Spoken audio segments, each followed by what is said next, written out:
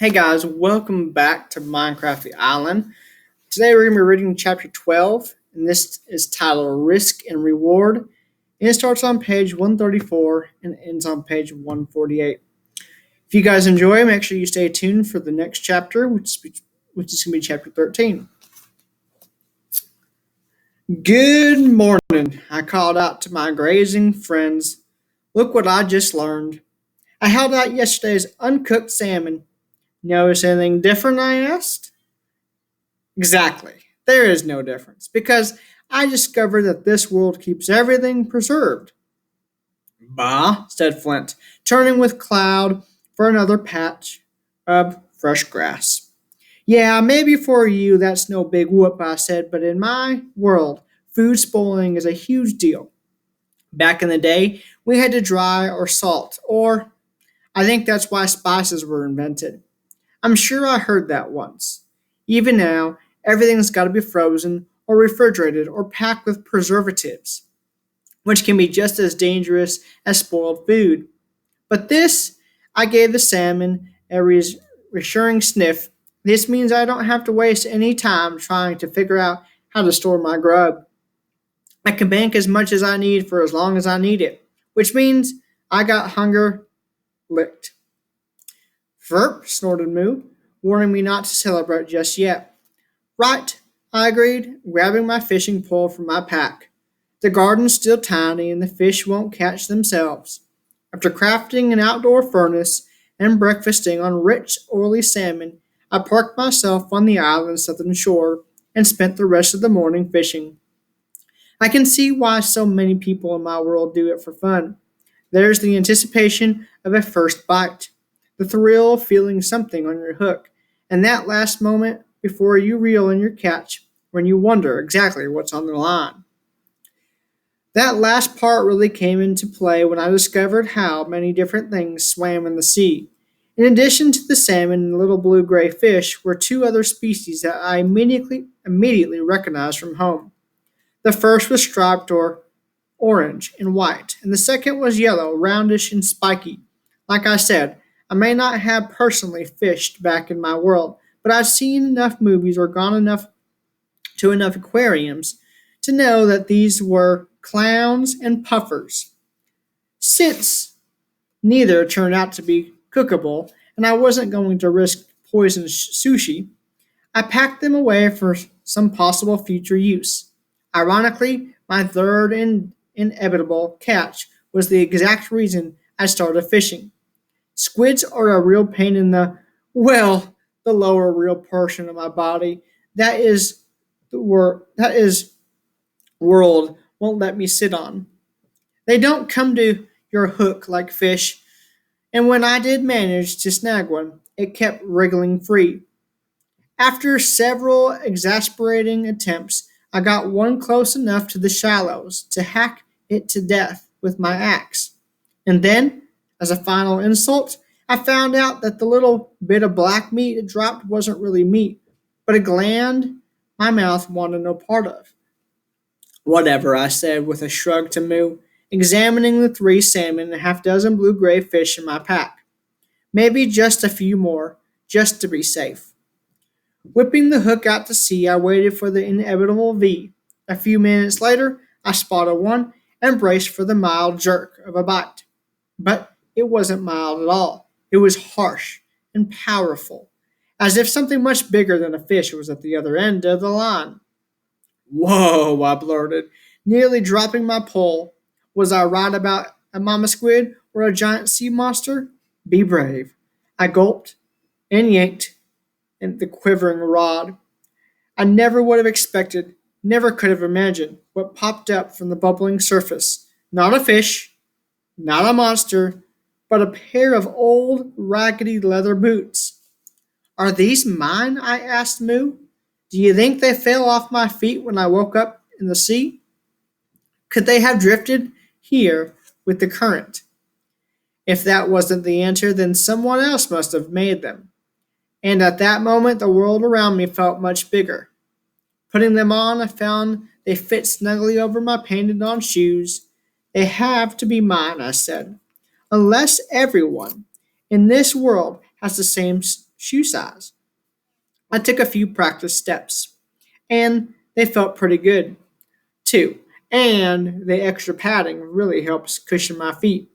Frup, scolded Moo, who began to walk away. Yes, I know they're cowhide, I argued, following her, but I can't just throw them away. I mean, yeah, they're a little ratty and all, but the extra foot protection? The world stopped me in my tracks. Protection? A few days ago, I never would have made this mental leap. But now, my well fed, well rested brain latched onto the concept of safety. Do you think, I asked Moo, striding over to where she was, lunching with Cloud, this world will let me make more clothes out of other materials? Bah, said Cloud, now with a fully regrown coat. No, no, I don't mean wool, I told the sheep. I mean iron. I mean armor. Moo, said the cow, voicing a ton of questions. Armor, I repeated. Something I can wear over my clothes that will stop a zombie punch or a spider bite. Bah, asked Cloud. No, I'm not sure I can do it, I answered. I don't know if this world will let me, but now that I've conquered hunger, the last basic need is safety. I took off the boots, gesturing with them to the horizon, and once I cross mob attacks off the list, I can stop worrying about survival and start asking the really big questions. Moo, said Moo. Yep, I answered, looking at the ground beneath my feet. Looks like I've got a lot of mining to do. Loading up on torches and a couple of spare pickaxes, I headed down the spiral staircase. It was slow, boring work, one gray block after another. I did have a few false alarms, though. When I started coming across the other types of rocks, they were all speckled gray, white, and pink. They were all utterly useless and not even worthy of a name. I was almost It was almost a relief to break the monotony with a pocket of dirt. Using my shovel, I started scooping and let out a resounding, "Aw, yeah." As the last cube revealed a wall of iron ore, "End of the line," I chirped, not realizing that it was just the beginning. Behind the 8 orange fleckled blocks, I discovered an entirely new ore. This one was red, and like coal and iron, and embedded in standard gray rock. Now, that's kinda cool, I said, as the first strike of my pickaxe caused the small cherry freckles to glow. Now, if you don't know of any similar kind of substance in our world, feel free to add a footnote to the story for any future travelers. But since I've never seen or heard of anything close to this redstone, I'm just going to call it redstone. Later, much later, I learned that this was one of the most valuable, useful commodities of this world. At the time, though, I was so ignorant that I didn't even know how to mine it. I tried a few swipes with my stone pickaxe, but all that did was obliterate the entire rock. Maybe an iron pickaxe would do better, I thought, deciding to put iron tools ahead of iron clothes. After climbing back up to the bunker, I threw the raw ore into the furnace, then carried the finished ingots out to my forest side crafting table. After making an iron tipped pickaxe, I tried to hand in anti mob fashion. 90 seconds later, I had my answer. This world will let me make armor, I called to Moo. Hold up, an iron cap? Donning on my new helmet, I was shocked at how light and comfortable it felt. Wasn't armor supposed to be the opposite? Heavy and hot and really scratchy? How cool is this?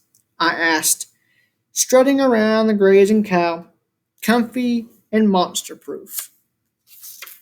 Moo? Warned my ever wary friend. I answered with a dismissive wave. I won't assume anything until it's properly tested. On the other hand, I'm not going to stop mining while I wait for the test to happen. After another restful, dreamless sleep, I raced downstairs like it was Christmas morning, which it kind of was considering how my presents were waiting for me below. The thought of more iron, this new mysterious redstone, was enough to lighten my every step. I'll cut to the chase. The iron pickaxe let me mine the redstone out of the rock, but after some quick underground crafting experiments, I wasn't able to make anything more than the torch. And that dim, sputtering little torch, by the way, didn't throw nearly as much light as the regular cold tipped model. Well, that's a letdown, I said, pocketing the rest of the redstone. I turned to my new shiny metal pickaxe and said, but at least I got you now. And what a leap over the stone model that was. Not only is an iron pickaxe twice as efficient, but it can take twice the punishment as well. Now the Iron Age has come, I thought, knocking stone after stone aside. Better tools and armor, and who knows what else I can make. Half a day later, I'd mined enough iron to craft a chest plate, or breastplate, or whatever the proper term is for an iron shirt, just like the helmet. It was light as a feather, and just like the doors and hatches of this world, the arms moved on invisible joints, perfectly flexible. I called out to Moo, waving my stone axe in my mock battle. A few more hauls, and I'll look like a hero from a fantasy novel, and from the real dark ages. At that, Moo shot me a curious look. No, it wasn't actually dark, I explained. More like an expression for dumbness. It was this place and time when people didn't read and bathe like never and fought a lot because they couldn't think of anything better to do. And because they fought so much, they had to wear iron clothes, and my voice trailed off.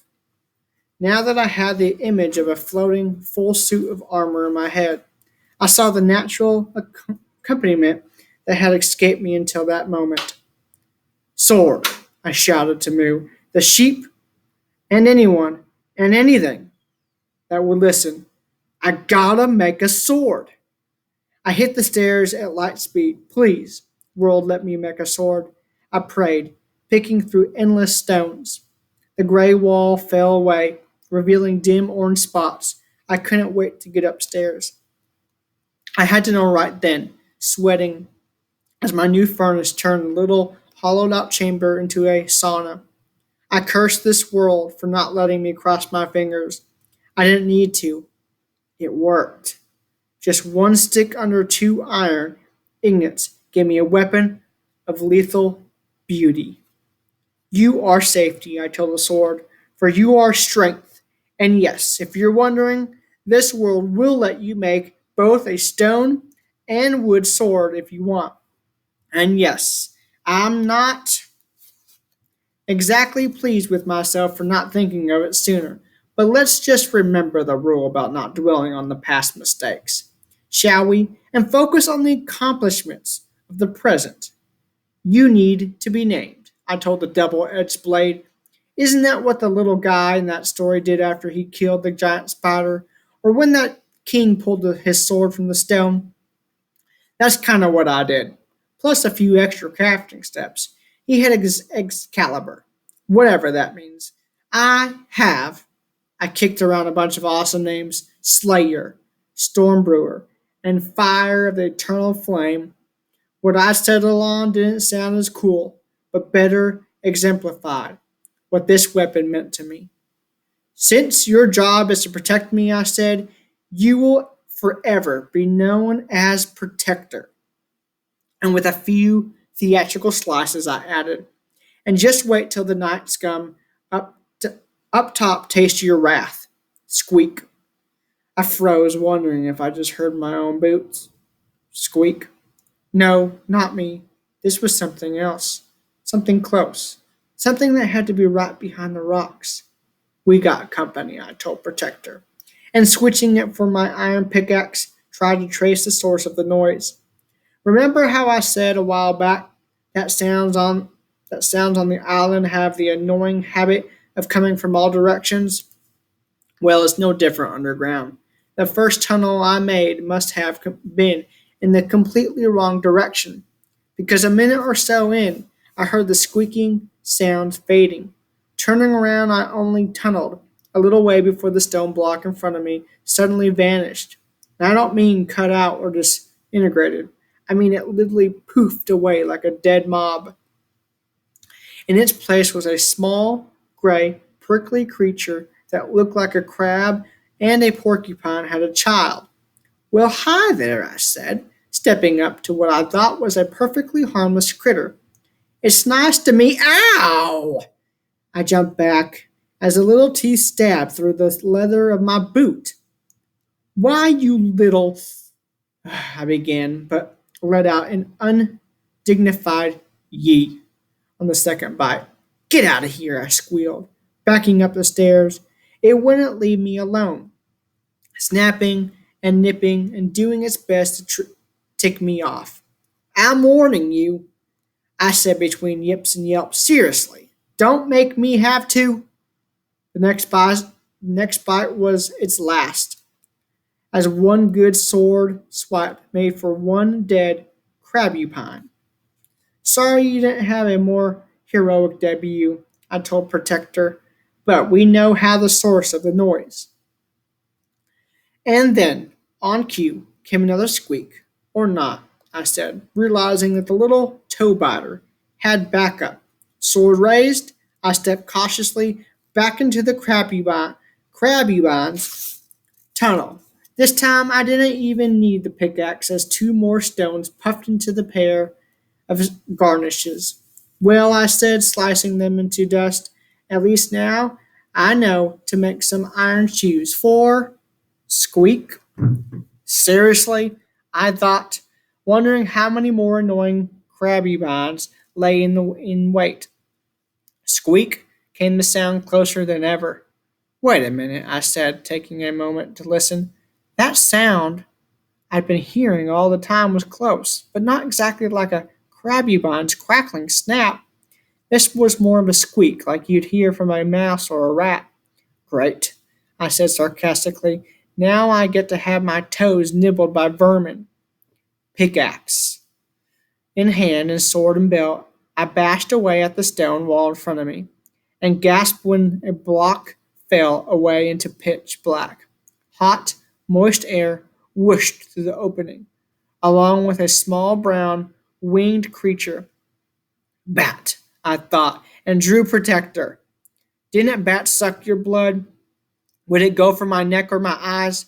The answer was neither, as the bird like rodent flew right past me up the staircase to the surface. You better be the last thing I find down here, I called after it, grateful that I didn't hear any more squeaks. I cleared out the tunnel's second stone, making an entrance tall enough to walk through. Before taking one more step, however, I made sure to place a torch on the floor in front of me. Its flickering light barely touched the walls and ceiling of a truly massive cave. I could see several collections of coal, redstone, and to my great joy, iron, all embedded in the nearby walls. Jackpot! I shouted, rushing past the circle of light. More torches revealed more iron, more coal, more. Click. I froze. Clickety clack. Bones? No, can't be. Not down here. An arrow whistled out of the darkness, striking me in the shoulder. I spun, more from the impact than the actual wound, as the iron shirt had stopped it from going too far in. To my utter shock, I saw a skeleton archer clattering into the glow. How'd you get down here? I asked, raising Protector. Can you spawn underground as well? My enemy answered with another arrow, this one hitting my ironclad chest. I winced, charging forward with Protector poised to strike. Two arrows, yes, two, met me halfway. The first came from the skeleton in front of me, the second from the darkness behind it. Where? Stunned but not deterred, I tried another frontal assault. A pair of projectiles knocked me back. Now I could see the second skeleton, clacking out of the shadows to plant a well placed arrow in my chest. You're. I paused, and another volley punched my shirt. You're not even supposed to be down here. Still reeling from surprise and disbelief, I hesitated, just long enough for another twin shot to kick me back. looking like a pincushion. I now saw that my present strategy could only get me killed. Even at my quickest run, I never get close enough to hit them. And my armor and hyper healing would only hold me for so long. I'd never outlast the bombardment. All right, then, I shouted, turning and running for the exit. You come to me! Zigzagging through the endless barrage, I pranced back into the safety of the tunnel. The bonies were clicking just a few steps ahead. Good, I thought, hiding off to the side of the entrance. Earlier, I learned about the value of thinking under pressure. Now I had my first chance to practice it. Distance, I realized, was the ally of the bow and the enemy of the sword. Cramped quarters, however, might just even the odds, as the first fleshless face clacked into view. I slammed my blade right into it. The skeleton pivoted toward me, shooting point blank into my leg. I hissed as the arrow lanced deep into my unarmored thigh. Now you die. A final slash, and the sniper puffed away. Before the smoke cleared, a second thoughtless bonehead took its place. This time I learned enough to keep to the corner of the chamber, just close enough to strike, but obscured enough to prevent a clean shot. Eat this, bone boy, I growled as my blade sent the second skeleton to meet his partner. I slumped against the rear stone wall and reached frantically into my belt for some fish. The one I brought along as a snack was enough to close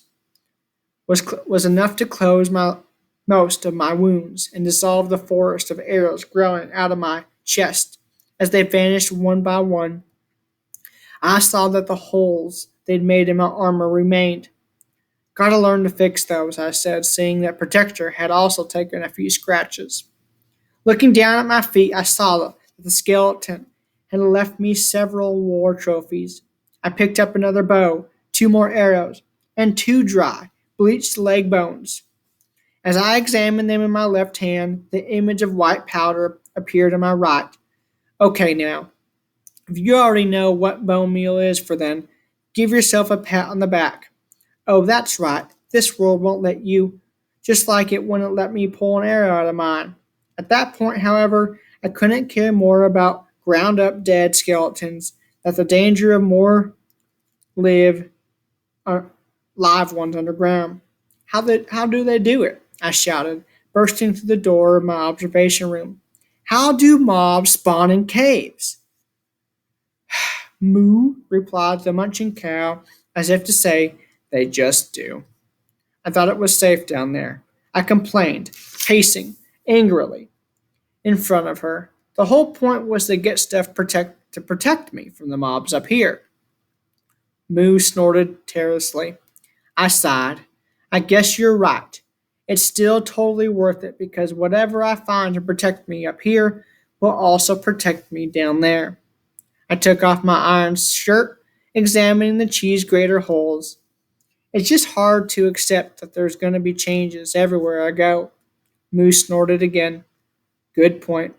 The sooner I accept it, the easier it'll be.